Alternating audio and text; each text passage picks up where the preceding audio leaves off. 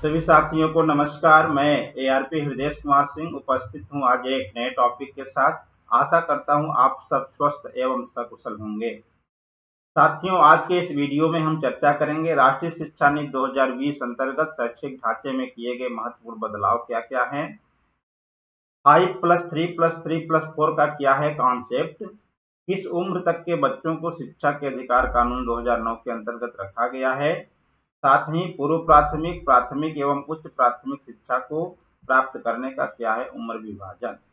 इन सभी बिंदुओं पर आज के इस वीडियो में चर्चा करेंगे। आप सबसे अनुरोध है, वीडियो अच्छा लगे तो प्लीज वीडियो को लाइक, शेयर एवं चैनल को सब्सक्राइब कर मेरा उत्साहवर्धन अवश्य करें, ताकि मैं निपुण भारत मिशन से संबंधित समस्त प्रकार की गतिविधियों को आप सब तक पहुंचाता रहूं।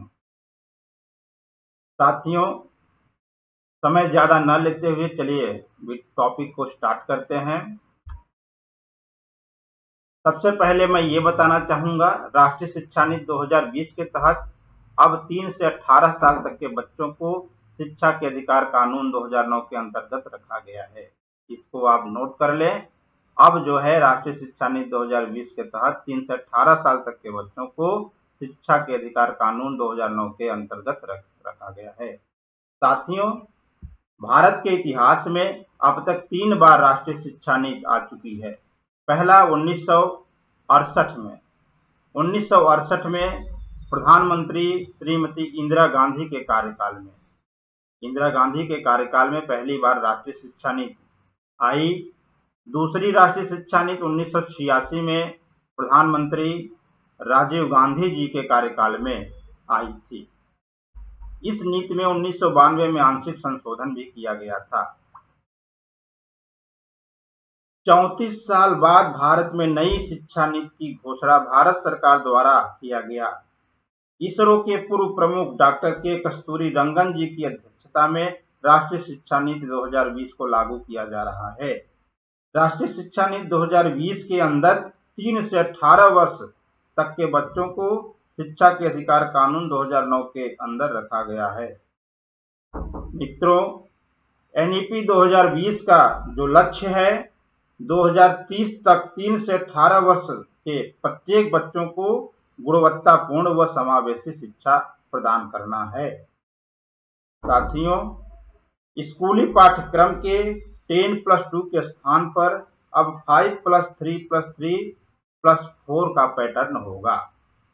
तो आज हम समझेंगे इसका कॉन्सेप्ट क्या है 5+ का आशय, क्या है 3+ का आशय, क्या है 4+ का आशय। इन सभी जो हमारे बिंदु हैं, एक एक बिंदु पर आइए चर्चा करते हैं और समझते हैं। 5+, जो प्रथम हमारा 5+ है, इसका आशय फाउंडेशनल कोर्स से है। साथियों, ये हमारी पूर्व प्राथमिक कक्षा कहलाएगी। प्री पार्टी कक्षा के नाम से भी आप इसे जान सकते हैं, समझ सकते हैं। इस कोर्स में जो बच्चे शामिल होंगे उनकी उम्र सीमा क्या होगी। 3 से 8 वर्ष तक के बच्चे इस फाउंडेशनल कोर्स में शामिल होंगे। फाउंडेशनल कोर्स में कुल जो कक्षाएं होंगी वे कौन कौन सी कक्षाएं होंगी। पहली जो कक्षा होगी प्री स्कूल 1। प्री स्कूल 1 में जो बच्चे शामिल होंगे उनकी उम्र सीमा होगी 3 से 4 वर्ष के बीच। इसके बाद दूसरी कक्षा जो होगी प्री स्कूल 2, इसमें बच्चे का उम्र विभाजन जो किया गया है 4 से 5 वर्ष। 4 से 5 वर्ष के बीच का बच्चा प्री स्कूल 2 में अध्ययन करेगा। तीसरा जो हमारा कक्षा है, बड़ा ही महत्वपूर्ण ये पड़ाव है, बाल वाटिका। बाल वाटिका की जो कक्षा होगी, इसमें जो बच्चों का उम्र विभाजन किया गया है 5 से 6 वर्ष। 5 से 6 वर्ष के बीच का जो बच्चा होगा बाल वाटिका में अध्ययन करेगा। इसके पश्चात वह कक्षा 1 में प्रवेश लेगा। कक्षा 1 में प्रवेश लेने के समय बच्चे का जो उम्र विभाजन किया गया है, उसका जो उम्र सीमा तय किया गया है 6 से 7 वर्ष के बीच। 6 से 7 वर्ष के बीच का बच्चा कक्षा 1 में अध्ययन करेगा। तत्पश्चात उसकी कक्षोन्नत कक्षा 2 में हो जाएगी और बच्चे की जो उम्र सीमा होगी 7 से 8 वर्ष के बीच होगी। तो ये हमारी 5 कक्षाएं जो हैं, ये फाउंडेशनल कोर्स की कक्षाएं हैं। इन कक्षाओं में जो बच्चे शामिल होंगे वे 3 से 8 वर्ष के बीच के बच्चे होंगे। तो ये हमारा प्रथम 5+ का आशय है। आशा करता हूं इसे आप समझ लिए होंगे। अब मैं अगले बिंदु पे चर्चा करूंगा +3 का क्या आशय है। ये जो हमारा 5+ के आगे जो 3 है, 3+ का क्या आशय है। अब हम अगले बिंदु पे चर्चा करेंगे 3+ का क्या आशय है। साथियों, ये हमारी प्राथमिक कक्षा है। प्राथमिक कक्षा के अंतर्गत 3 कक्षाएं शामिल की गई हैं। राष्ट्रीय शिक्षा नीति 2020 के अंतर्गत जो बदलाव किया गया है, उसमें जो हमारा फाउंडेशनल कोर्स है, पूर्व प्राथमिक कक्षा है, उसके बाद की जो अगली कड़ी है उसमें प्राथमिक कक्षा को रखा गया है, ये 3+ के नाम से। इसमें 3 कक्षाएं हैं। कौन कौन सी हैं? कक्षा 3, कक्षा 4 और कक्षा 5। कक्षा 3 में बच्चे जब प्रवेश लेंगे तो उनका उम्र विभाजन किया गया है 8 से 9 वर्ष के बीच। कक्षा 4 में जो बच्चे प्रवेश लेंगे उनका उम्र 9 से 10 वर्ष के बीच, और कक्षा 5 में जो बच्चे प्रवेश लेंगे उनका उम्र 10 से 11 वर्ष के बीच होगा। तो ये हमारी जो 3 कक्षाएं हैं, कक्षा 3, 4, 5, ये हमारी प्राथमिक कक्षा है।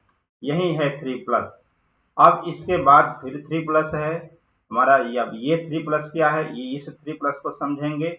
आशा करता हूं इसे आप समझ लिए होंगे। प्राथमिक कक्षा 3+ में जो 3 कक्षाएं हैं, कक्षा 3, कक्षा 4 और कक्षा 5। नेक्स्ट 3+ का आशय है उच्च प्राथमिक कक्षा। उच्च प्राथमिक कक्षा, इसके अंतर्गत 3 कक्षाएं रखी गई हैं, कक्षा 6, कक्षा 7 और कक्षा 8। कक्षा 6 में बच्चों का जो उम्र विभाजन किया गया है 11 से 12 वर्ष। कक्षा 7 में बच्चों का उम्र विभाजन 12 से 13 वर्ष, और कक्षा 8 में बच्चों का उम्र विभाजन जो किया गया है 13 से 14 वर्ष के बीच। इस प्रकार से ये हमारा दूसरा 3+ जो है उसका आशय है उच्च प्राथमिक कक्षा। उच्च प्राथमिक कक्षा में कक्षा 6, कक्षा 7 और कक्षा 8 को शामिल किया गया है। आशा करता हूं इसको भी आप समझ लिए होंगे। अब हम अंतिम पड़ाव पे चलते हैं। अंतिम स्टेज की बात करेंगे। जो हमारा अंतिम स्टेप है +4। +4 से क्या आशय है, इसे हम समझेंगे। साथियों, +4 का आशय माध्यमिक शिक्षा से है।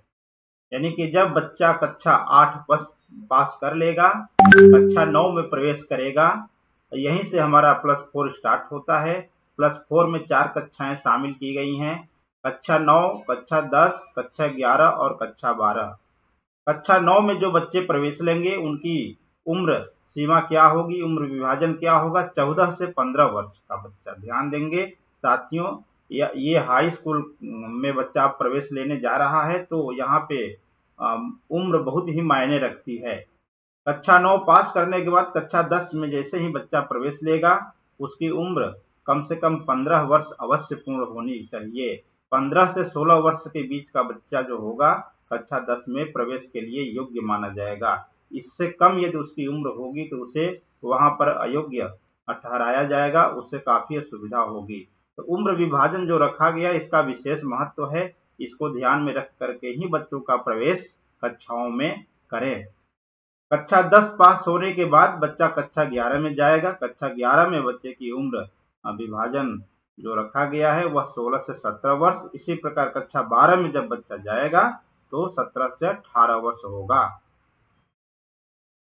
17 से 18 वर्ष की उम्र पूर्ण करते करते बच्चा इंटर पास हो जाएगा। तो इस प्रकार से ये जो लास्ट की 4 कक्षाएं हैं, यही हमारा +4 है। +4 से आशय माध्यमिक शिक्षा से है। माध्यमिक शिक्षा के अंतर्गत बच्चों की जो उम्र सीमा रखी गई है 14 से 18 वर्ष।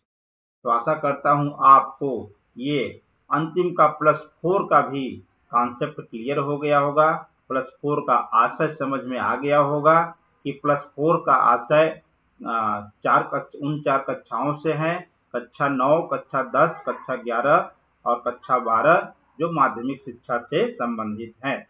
तो इस प्रकार से पूरा हमारा जो 5+3+3+4 का कॉन्सेप्ट है यही है। पूरे 15 वर्ष तक बच्चों पर राज्य सरकारें विशेष नजर रख रही हैं। इन सभी स्टेजों पर बच्चों के उम्र को ध्यान में रखते हुए हम बच्चों का नामांकन कक्षा में करेंगे, ताकि बच्चों को किसी भी प्रकार की भविष्य में कोई असुविधा ना होने पाए। आशा करता हूं आपको ये 5+3+3+4 का कॉन्सेप्ट क्लियर हो गया होगा। वीडियो देखने के लिए आप सबका बहुत बहुत धन्यवाद। आपका दिन शुभ हो।